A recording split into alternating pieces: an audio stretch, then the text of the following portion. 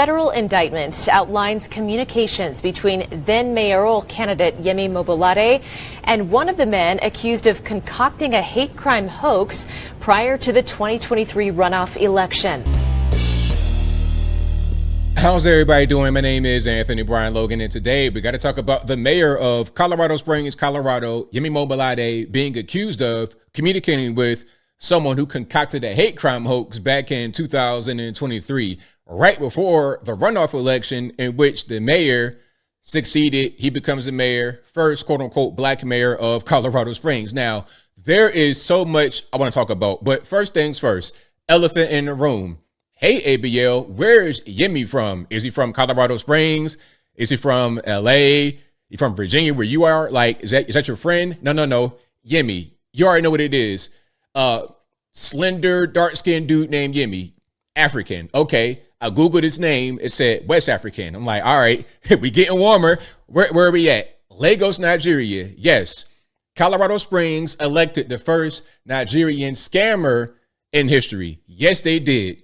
Yes, they did, because what he is accused of doing right here is part of the whole scamming thing. And before I continue with this, I just want to say not all West Africans, not all Nigerians are going to be scammers, okay? Shout out to the doctors, lawyers, regular people, everybody out there that's West African, Nigerian, Ghanaian, whatever it is. Shout out to y'all. You can see my face. I'm clearly one of y'all, about 85, 90%. You guys are my cousins, so shout out to Motherland. However, y'all know it's a problem with the Yahoo boys and the scamming and whatnot in this country from Nigeria. You can't even deny it. This right here is a prime example of that. Yemi shouldn't be allowed back at the village at all. If what is being said here is true, although we get evidence of whatnot, and this is a federal indictment we're talking about. Now, before I go any further, let's get into the actual news clip. I will link to the full thing in the box. I'll link to the articles in the box. If you're on IG, visit a link in the bio, go to the corresponding article on the website. But without further ado, let's go ahead and roll it.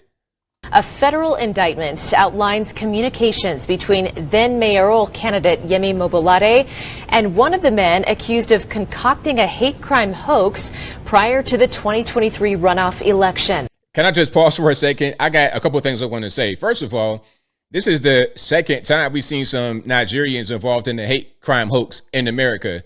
Maybe there's more, but I know there was at least one other one, and that was Juicy Smouye, Polar Vortex, MAGA Country, all this and that. This dude found the biggest, blackest, Africanist dudes in the world to pretend to be white Trump supporters with MAGA hats on, throwing bleach on Juicy in the middle of the Polar Vortex. It's 1,000 degrees below zero, and that was the story. That was the first one, and then this one, you have the mayor communicating with someone who did a hate crime hoax on behalf of the mayor, which may have helped him get elected. The scam here is tricking those white liberals in Colorado Springs to elect this guy because he's black and the victim. The court documents run through 5 separate contacts between suspect Derek Bernard and Mobolade, beginning with a Facebook message from Bernard to Mobolade 10 days before a cross was set on fire in front of a Mobolade campaign sign that had the N-word spray painted on it. Can we go back to that cross? Now, that cross kind of looks small, doesn't it? How tall is that sign? I can't tell. It looks like it might be on the side of a trailer. It might be, I don't know, maybe 2 foot tall, 3 foot tall. That cross ain't that big at all. What if the order from Yemi was to bring a cross and set it on fire, but the guy that he's talking to brought one of them big 12-foot tall crosses and plunked that right in the front yard? Take that. African dude come out. The cross is too big now. Reduce it down to a reasonable size. You see my sign with the N-word sprayed across this. I want it to be good for the picture. I'm going to send it to WhatsApp and get approval from the elder, son. You must light the fire on the left-hand side so the smoke does not get in the way. That was probably the conversation. That's why that cross is so puny, but I digress. Words spray painted on it. According to court documents, that initial message from Bernard read, quote, "I'm mobilizing my squadron in defense and for the final push. Black Ops style, big brother, the Klan cannot be allowed to run this city again." Let's go back. Now, again, some are going to try to say that the mayor, he didn't know what was going on. This guy acted on his own. I read some of the article they're talking about. The mayor said, "Oh, I didn't really know too much about him. He was a local media guy. Okay, but you texting them. Look, if I don't know somebody, I'm not going to be on the phone texting back and forth 5, 6, 7, 8 times. You're not going to have my direct number at all if I don't know you. So, like, I'm not buying that excuse at all. Run this city again. Bernard then texted Mobolade on April 23rd in response to a message about needing support to get to the finish line. A 5-minute phone call was also shared prior to the election. A final text from Bernard to Mobolade was also documented the day of the May 16th election. Now tonight, Mayor Mobolade responded in a statement writing, "That incident during my campaign led to a very traumatic time for my family, my campaign team, and our community. My knowledge and interaction with Bernard was as a local media personality." Oh boy, traumatic time for your family, for real. Like, what? Why? You are straight coming from Nigeria. How is this really going to? Hold on. I want to say a lot, but I'm going to just let them finish reading the statement. He goes on to say, "I was not aware at the time that he was suspected of this crime. I appreciate local and federal law enforcement's work in pursuing justice and sending a message that we will not tolerate such reprehensible behavior."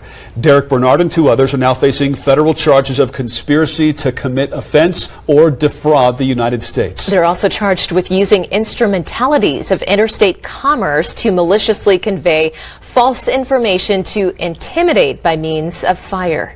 Now, clearly, since you got communication between the mayor and this guy that's locked up for that and being hit with all these charges, there should be an indictment for the mayor as well. But as I was saying, what I read was the federales did not want to indict the first black mayor of Colorado Springs. And this is under Merrick Garland, Biden DOJ. You know what it is. You know, that's kind of what's going on. Maybe they're still trying to do the whole Kamala thing, making her be a black woman, although she's not.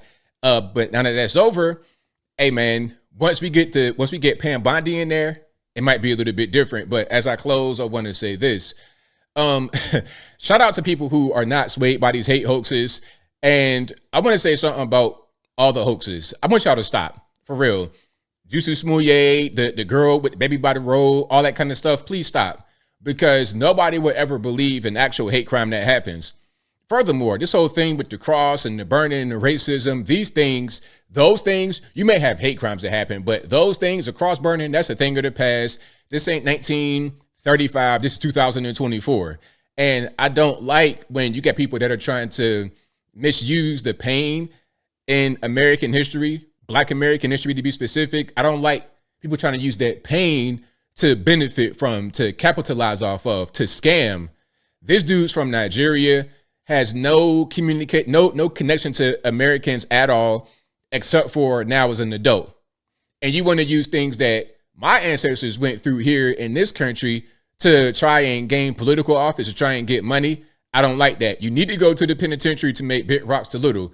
Anyone that does a hate crime hoax needs to get locked up. It shouldn't just be like Juicy Smouye, a slap on the wrist, and then the case gets thrown out. That shouldn't be what's going on. There should be some real penalties because you got real resources being used. People may be in danger. Their lives may be in danger. You may spark civil unrest. People like this need to get locked up, and especially if the guy's locked up for actually doing it, then the guy that he was communicating with to do it for should also be in the same place, in my humble opinion. And I think I'll leave that right there for now. And what say you? What's your take on this whole situation? A literal Nigerian, like he scammed. This is a scam. Okay, you scamming the white liberal, thinking this racism, putting on hate crime hoaxes. You're a scammer. Like, what are your thoughts on this happening? Whatever your thoughts are, let me know in the comments below. How you feel if you are West African, Nigerian, or something like that, and you're watching this? Like, I would be, if I was y'all, I'd be embarrassed because, like, there we go.